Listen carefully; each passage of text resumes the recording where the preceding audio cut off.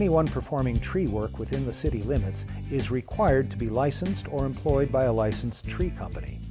Licenses can be applied for through the City Service Center at 2100 Lagonda Avenue.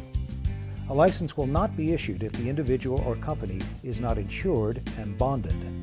Citizens are urged to ask tree workers for references before agreeing to have work performed.